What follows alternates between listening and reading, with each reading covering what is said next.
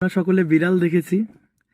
তো বিড়ালকে দেখবেন, যখন তার বাচ্চা হয়, সে কিছুদিন পরে সেই স্থানটা পরিত্যাগ করে অন্য স্থানে নিয়ে যায় তাদের বাচ্চাকে সুরক্ষিত রাখার জন্য।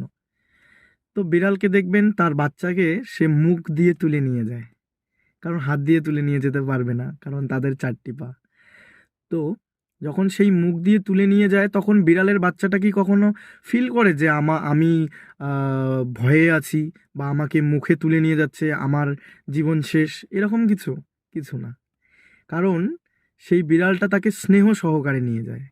কিন্তু সেই বিড়ালটাই ভাবুন তো, যখন একটা ইঁদুরের বাচ্চাকে ধরে, ইঁদুরের বাচ্চা তো মনে করে স্বয়ং কাল আমার সামনে দাঁড়িয়ে আছে।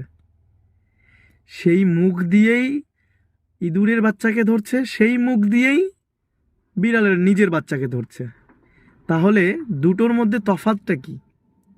কারো কাছে যাচ্ছে কাল রূপে, কারো কাছে যাচ্ছে খুব আদর সহকারে। তো ঠিক সেরূপ আমাদের মৃত্যু যখন হবে, তখন যমদূতরা আমাদেরকে কিভাবে নিয়ে যাবে?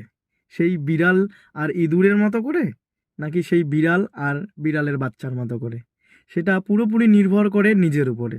যদি আমরা ভগবানের ভক্তি করি, তাহলে যমদূতেরা আমাদেরকে ধরতেও পারবে না, খুব সুলভে আমাদের মৃত্যু হয়ে যাবে। আর যদি আমরা ভগবানের ভক্তি না করি, তাহলে সেই ইঁদুর ছানার মতো আমাদের অবস্থা হবে। আমাদেরকে সেই যমদূতেরা এসে টেনে হেঁচড়ে তুলে নিয়ে চলে যাবে, তখন আমাদের বেশি কষ্ট হবে এই শরীর ত্যাগ করতে। হরে কৃষ্ণ। সকলের চেষ্টা করা উচিত আমাদের এই জীবনটাকে ভগবানের চরণে সমর্পিত করা। কারণ আমাদের মানুষের জীবন উল্লাস ফুর্তি এই জন্য নয়।